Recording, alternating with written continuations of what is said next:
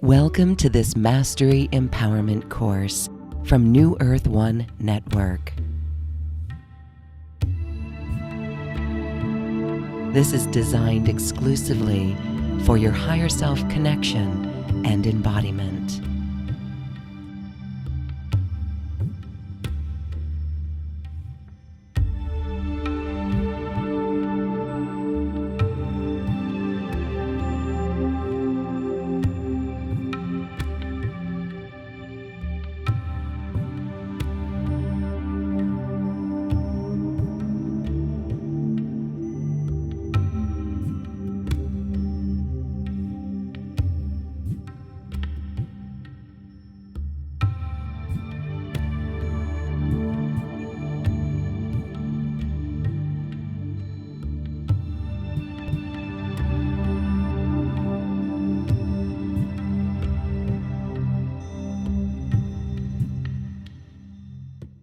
Welcome, everyone. We are excited to be here with Gene Ang of the Arcturian Healing Frequencies. It's a modality that he's been working with for quite some time. And actually, he's a great epitome of how these frequencies can balance within us. And so this is the Arcturian Divine Union transmissions, truly balancing the divine masculine and feminine powers. Hi, Jean. Thank you for being here. Hi, Lauren, and hi, everyone. It's great to connect again and to share kind of next downloads that the Arcturians have in store for us. This is perfect because I was sharing that many of us who know you and have been working with you, see you as extremely balanced. You never get off kilter. And this is what we're going to be focusing on in this workshop, is this balancing of polarities. You've done a beautiful job of that yourself. So here we are. Why do you think this is needed and necessary at this time? Yes. Like as we were talking before, which was nice. I actually received that download here in Mount Shasta, which is on my background here, where I'm currently at. I thought bringing those energies, there must have been a reason, I thought, to bring the downloads. As many people come to Mount Shasta to connect to the spiritual world, seems to be like the a little bit more clear per se, or just more open. And I was completely open to receive for this particular course, meaning I didn't really have any preconceived ideas about what it might be. And that's what really came in. I usually do shamanic journeying to the Arcturians for people who do that also, are familiar with that, to the upper world. And maybe because of the portal here that allowed a certain download or transmission to occur. And I was thinking about it now, reflecting on this idea of balancing our masculine and feminine energies, which I think people are familiar with that template. But you could say it's the next step, or that maybe connected. We did the Arcturian Divine Feminine transmissions and focused on bringing that, which is really emerging in a much more externalized form on the planet. And then here it's sort of like rebalancing both powers, so to speak, now that we've brought the divine feminine transmissions or that aspect forward, now to kind of see how the yin yang balance works when you kind of reclaim both energies. And what's interesting is as we go through these sessions, we work with various aspects of ourselves. And one of those aspects are our past lives as males and females. And isn't that interesting? This is really an integration of all of that. Yes, just kind of maybe present a little bit how the course is sort of broken down. We usually meet 3 times, and then yes, this first one I kind of was trying to think or maybe receive that framework, which is sort of the external, internal, and then sometimes in some traditions they call it the secret level, or I call it here the non-dual. but on these two powers, the divine feminine and divine masculine. But yes, on the external level, you could say we've taken female bodies, we've taken male bodies, if you believe or kind of use a framework of past lives. And I was just thinking of Rudolf Steiner, who I've studied a lot. He did say, from sort of his more spiritual perspective, that in any one era, the soul will try to do one incarnation as a male biological body and one incarnation as a female biological body. Of course, this is kind of now we have kind of unique ways of conceptualizing that, but that's so that for maximum learning experience, so you can kind of in one era. But so there's some variations on that, but that's kind of what we'd be integrating here, one framework to look at on the external level. Let's talk about those other areas because you did mention the internal and the non-dual. Yes, yes. And I was saying the variation on the Rudolf Steiner's idea of incarnation is now that things change so quickly on the planet, of course, each soul has their own various variations on the incarnational cycle, but a soul may return quite quickly. Actually, it won't wait for an era. Usually an era is like a couple hundred to 1,000 years. But now that like things change so quickly on the planet, maybe because of technology or just how things are going, a soul may come back again very quickly. Or if it has a certain spiritual mission, usually if it's in complete service, it may just come back because it's not so much.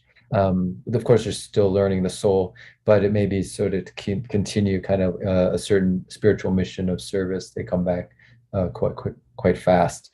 But so there's some variations on that.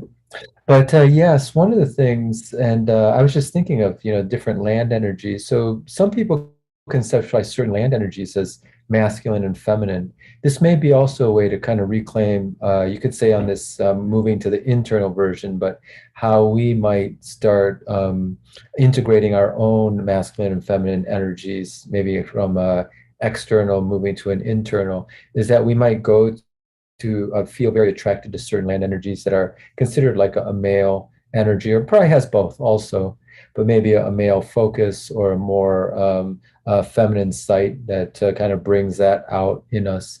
And I was just thinking that this may, of course, people have different ways to resonate, but someone who lived in this area of Shasta, actually they lived in Ashland, Oregon, if people know that area, very artistic.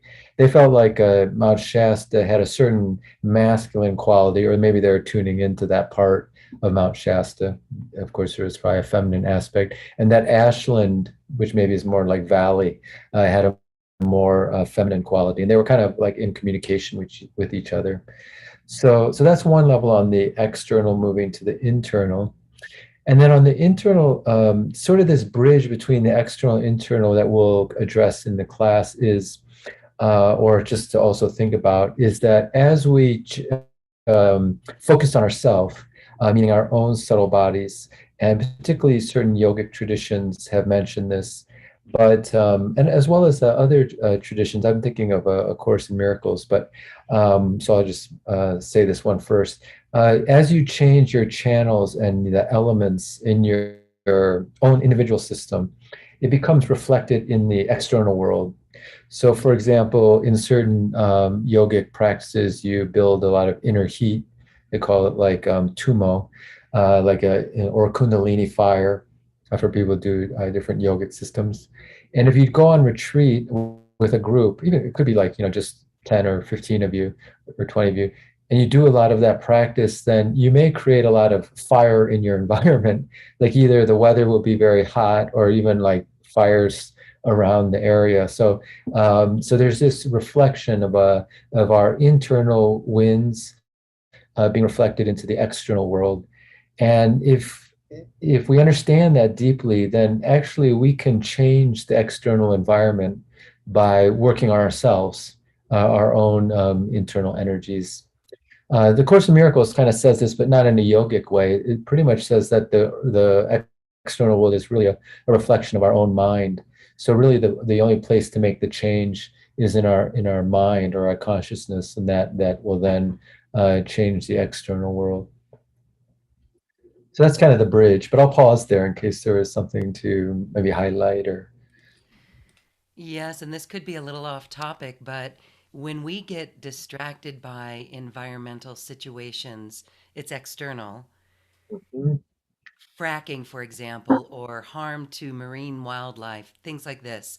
And it pulls on our heart. Yes, we need to go inside and see what that trigger is, but that seems like a big scale. Like, how do we make that connection between something that really seems external and that within us? Mhm. Yeah. Hmm. Yeah. Yeah, I think it could be like a two-pronged approach. Like having this idea is that if one feels called to be like in an activist role or work on the external problem, whether it's through actually maybe they are an environmentalist or even a petitioning or protest or at least some acknowledgement of working externally on the physical world, then I think that's one level and should be done. But then also this internal levels that we can all contribute to the balance of the planet simply by working on ourselves too. There's this very interesting story just to add. One of the leaders of the Gelug tradition in Tibetan Buddhism, his name was Tsongkhapa. There was a fire just to it was a little bit to maybe demonstrate his yogic powers, but there was a fire, like they were on this porch. There was a fire like starting to rage as if like these forest fires on the near them that was approaching them. And so his students were like, you need to, we got to go put that fire out. He's like, okay. And he just went into meditation and changed his own internal environment. Maybe at that level, someone like that can do that and put the fire out that way. But so I think the realization is that it's a little bit like if we're conflicted within ourselves, if we're still have those inside our internal environment, this probably will reflect in the external environment. So ultimately, we also do want to kind of resolve the conflicts within ourselves, whether that's balance of female male energies or other types of internal conflicts. So then, when we go to the internal, is there anything else that you want to add about that process or Oh, that experience? So the bridge was that the external, the internal, that our internal environment is reflected out into the external world, even though there may not seem to be that causative link, or there may. As now, I think more and more on the planet, we're seeing how our consciousness directly affects even large scale things, not only what's right in front of us or the people that we are physically in contact with, but even distantly through the morphic field. But then more focused now just on the internal polarities we have within ourselves, working more yogically or energetically. We do have certain energies that are kind of labeled or within certain systems as male and female energies. Perhaps they're just labels, but they may kind of resonate. So we have just to give an example of one system, we have the central channel, which we've been working a lot with in various mastery empowerment classes here with the Arcturian frequencies. And that's sort of runs from your root chakra to your crown chakra and as the energy channel in front of your spine, that's a major important channel to develop or build. And then, but it's like a triple channel. So there's two side channels that are also vertical that run alongside it. And those are male and female polarized. So in most systems, the right channel, they call it sometimes the solar channel, is the masculine channel. And when our energies and winds or the pranas or chis are like on that side in that right channel, they tend to be characterized by more when we're more like externalized in our emotional or mental state. And then the left channel, they sometimes call it the lunar channel, sometimes depicted as white, and the other one is depicted as red, the right channel. And then the central channel is depicted as blue in like a Tibetan system. But the left channel, the lunar one, is considered like feminine energies. And when we're kind of within that channel, we tend to be in a more internalized state. So things such as maybe even like sadness or contemplation or being quiet. Whereas like the more externalized emotional states, like maybe anger or aggression, that's when we're in sort of the right channel. And then finally, this non-dual channel is right in the central channel. So when our energies and awareness get into the central channel, we enter a much more what's called unified or a non-dual state of consciousness, which is the goal in many meditative traditions, or actually it's balancing all three or working with all three. In this series, particularly session 2, we're going to learn some of these yogic practices and really energy medicine that helps us balance those systems, because we want them to be balanced, right? We don't want to be hanging out in one or the other, or do we? No, yeah, exactly. It wouldn't be to eliminate, the range of emotional states or qualities, but to be able to feel that one could sort of surf all those emotional states without being attached to any one of them. And so that's kind of more the goal rather than eliminating completely one's emotional range. It's having the full emotional range, but being able not to grasp onto any one of them, but to utilize them when appropriate. All right, very good.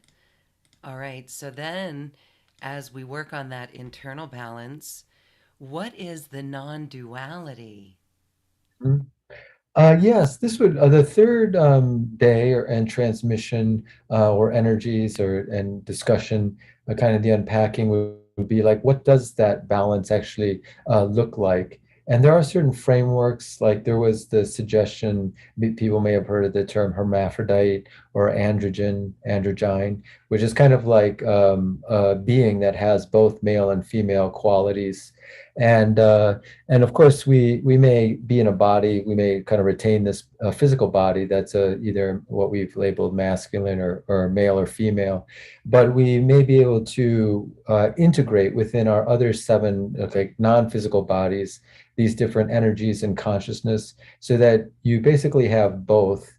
So the idea in kind of that framework is that at a certain point, the human consciousness split, like it did go into a polar state. So in some ways, we're always seeking the opposite pole, usually in an external, like in this case, person. Whether that's they're in a male or female body, we're kind of seeking the other pole that tends to be not as integrated within us. So the idea is to balance those within ourselves, and then we come, which is this third, maybe the kind of the fruition is this third day or a third transmission, so that one kind of comes into the world and then has choice. So it doesn't come out of like an unconscious drive, but more one could choose. One could still choose to be in a relationship or exchanging, but it's sort of like the difference is when you're in a relationship and you're giving out of like a sense of lack or a sense of need. That's kind of one vibration or feeling, versus when you feel complete and then you can give out of that state. So then you almost give like freely, like you don't really, you're not concerned about how the other person will receive it because you're simply kind of already balanced. There's not a need to get something back from them for giving something. So that would be kind of the vibration that we're looking at when one's has these subtle energies balanced in all the different subtle bodies and consciousness. Uh, it could be a goal. It could be like an ideal. Like we're always kind of in dynamic movement towards that. Yeah, beautiful. And it brings to mind what we tell our young girls, our young people, our children, our boys and girls as they go out into the world and they develop relationships with other people, that they want to be in that place where they, are very comfortable with themselves. And that's what we're talking about here. So beautiful. This is a beautiful way to download energetic information and new patterning. So, do you want to talk more about why the Arcturian frequencies help us with this? Uh-huh. Yes, yes. I think more and more on the planet we're kind of entering. We did have the Arcturian Renaissance transmissions. I think this is like a more detailed version of that, like a one aspect of like a new set of patterns that are coming onto the planet because we've been in this dynamic state, maybe due to COVID or the pandemic, which is actually a way that a creative state emerges. And just to kind of backtrack, I had had that sense, and that's why we did the Renaissance transmissions recently. And then maybe this is is moving forward on that with certain like the blueprints of how the planet might look in a kind of a very rebirth state. But then I Googled this maybe 2 or 3 months after we did that series of Renaissance transmissions, and there was a theory, actually, I hadn't read that externally, that they did feel the Italian Renaissance was due to the bubonic plague that had occurred before that. Like there were certain factors, it's kind of like out of the sense of maybe loss or change or internalization and what had to change on the planet, it gave rise to the Renaissance. So there's always this period where of internalization, which again is the balance of polarities, but on a maybe a cyclical scale. You're kind of going internal or even forced to go internal, like maybe what we are doing here now. And then there'll be a new rebirth or growth externalized. And so I think more and more you're seeing people either subconsciously or consciously demanding like not to be placed, let's say, in one role, even one gender role, both as the way they're labeled themselves, like he, she, they, or also in their external roles, like whether they have to have these jobs that are considered, one for one set of groups and this set of jobs for another set of groups. They're just completely open and free to move in the way that kind of their soul, which is by kind of a balance of both or non-gendered, chooses to move them in. So I think we're entering that new phase, or that will be a new pattern. And these, I think that's why the Arcturians are also energetically bringing that through, and maybe even like a clarion call, because people probably who would be attracted to these topics have already been thinking about and integrating those two energies within themselves. So they're almost like the new beacon or the new blueprint that humanity can offer, like the next phase, next generation. That is why we love the work of Jean Eng and why we love Jean Eng, because Jean, you are so well balanced in the face of everything and looking at the positive in everything and allowing this creative renaissance to come from within us instead of getting distracted by chaos in the outer world. It really is you and the Arcturians are always very clear to go within and balance yourself within and all the subtle bodies. And you do work with the 7 bodies as well. And we will work with those deeply. Do you want to share anything else about the 3 series? Yes, yes. Yeah, just on that subtle body piece, I think a lot of the work that we are doing is, in the subtle realm, and we've been mentioning this, we talk about the dream space, the astral space. Of course, many people are having visions during the transmissions during the series, and probably are working, even though we're kind of here day to day, our consciousness mostly focused here in the physical world, but this sense that we're also working in these subtle realms, whether you call that the astral dimension or even higher, and learning. Maybe we're going to kind of a classroom, and we mentioned that in the previous. All these are sort of interrelated. I think these downloads from the Mastery Empowerment classes with the Arcturians. In the portal class we just had, this word came through, which was the Arcturian portal school, I think I called it, like as if there was like you can go in the inner world to actually download a deeper level of the class. And I think this will be present again, from the Arcturian platform, or maybe one's guides, is that there's almost like a inner school. I think I called it the inner school of grid work. Arcturian Inner School of Grid Work was the label that came through. But just that there's I think many dimensions to these mastery empowerment classes, and what we're seeing here on the physical world is really a reflection of probably classes to use. I don't know if that's really what's happening in the invisible world, but we kind of get the concept that we probably have already been attending. We've already been connecting in the astral world to download this information, and now we're externalizing it here almost like an unpacking through this offering, the Mastery Empowerment offering on the Divine Union. All right, beautiful. Thank you so much for that. Um, all of these experiences are full of downloads. And again, as we gather in our group, we're already experiencing some dreams in the dream state or new awarenesses even before we get to the container of the group energy. So it really is beautiful because people can join in no matter where they are, and it doesn't matter if people have taken the earlier courses or not. They're able to come in wherever they're at and experience that. So that's wonderful. And all of these courses are available here on this page. There's an offer that you can get all of those or just come to one of them. So we invite our viewers and listeners to join us. It will be a wonderful time once again in this Mastery Empowerment course. So we have a few moments, Jean, to experience a transmission. What would you like to offer? Oh, yes. Yes, why don't we experience some of the energies that will be coming through for this Arcturian Divine Union of the masculine and feminine powers. And it'll be a three-phase transmission to experience those integrative aspects of our masculine energies. Of course, we may be in a certain physical body, but we have these different energies, universal energies. So the masculine energies and how they might integrate, they may already integrate in your system from this short exposure. And then the feminine energies, how that might integrate. And you can tell ones that you may need based on your reaction, like ones that you feel very comfortable about or very even excited about. There's some aspect that also will be integrated from that. It's sort of like we go forward to that one. The ones that also you feel, oh no, how could I be like that? That's the one that also will be kind of integrated or brought forward.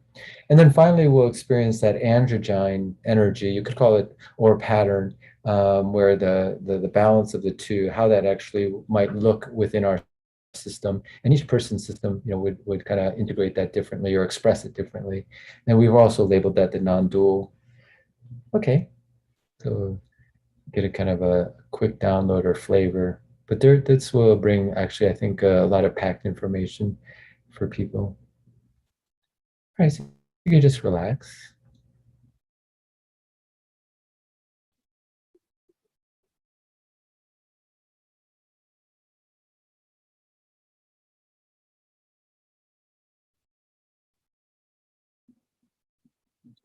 So we're starting the Arcturian Divine Union transmission to first bring forward and integrate any masculine qualities or energies or states of consciousness that we're currently working on.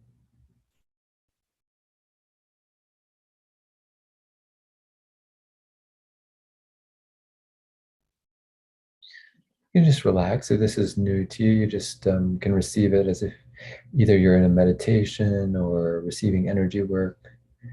And the energies have their own intelligence, so they'll just go wherever they need to. And I'm usually silent for the most part, but I'll check in every so often, and so I'm here still channeling.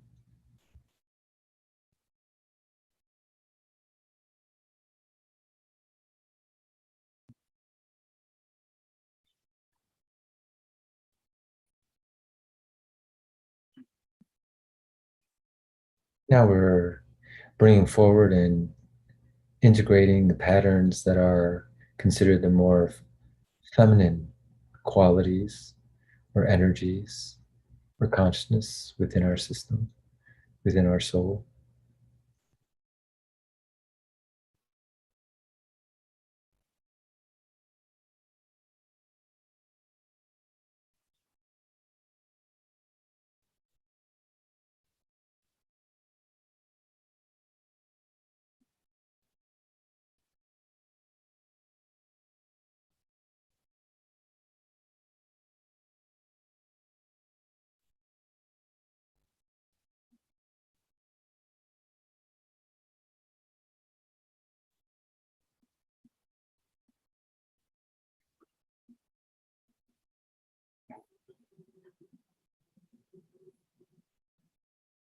Finally, we're bringing through the androgen or androgynous, androgyne, or could also call it the non-dual on some level, patterns from our soul, and how the male and or masculine and feminine energies would look if they were within one system, complete and whole.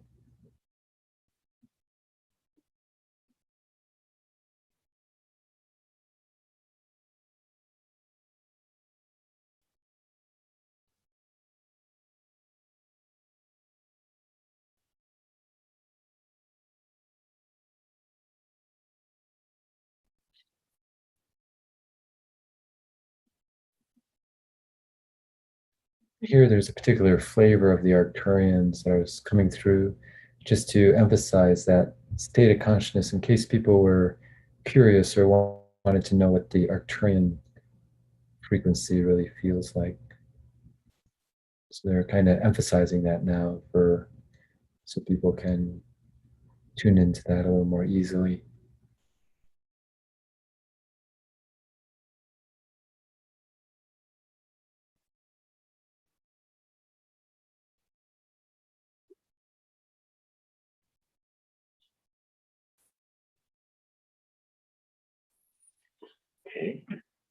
That ends the masculine, feminine, and androgynous or androgyne transmission.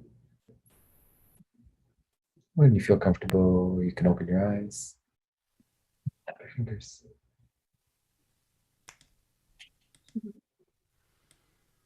Thank you for that brief exploratory experience with those frequencies.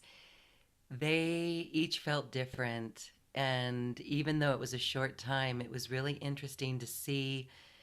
Um, for me personally, the masculine was it was home. It was like the huge. Yeah. And it was more on the my right side of the body. And then the feminine was just so soft and loving. And it was really felt over here on the left side of my body. And now, does my brain know that that's how it works? But I felt it that way. Yes, my brain does know it, but I felt it, and it was very interesting. And then the androgyne energy, the Arcturian frequency, Arcturian androgyne. I like the alliteration. that was in my body right above my solar plexus, Yeah, but right out through my heart. That was awesome. yeah, that's great. Yeah, that's wonderful. So we are becoming androgynes Yeah. or androgynous. Androgynous. That's the goal, the non-dual. Non-dual.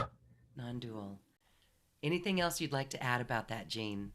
Oh yeah, no, that what was unique was the piece that I felt called to say from the energy to the Arcturians came forward a little bit more than usual.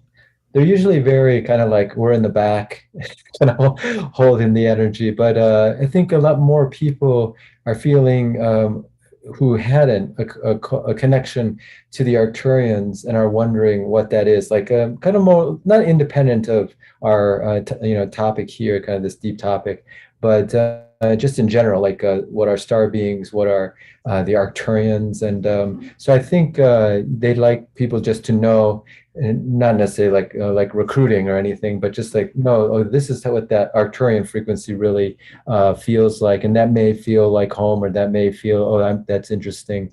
So I think that was unique that came through in the transmission. That was very cool. Yes, awesome. We know the Arcturian frequency now. We felt it. All right. Well, we invite all of those watching to join us in this experience because what we just witnessed and experienced was something that we go very deeply into.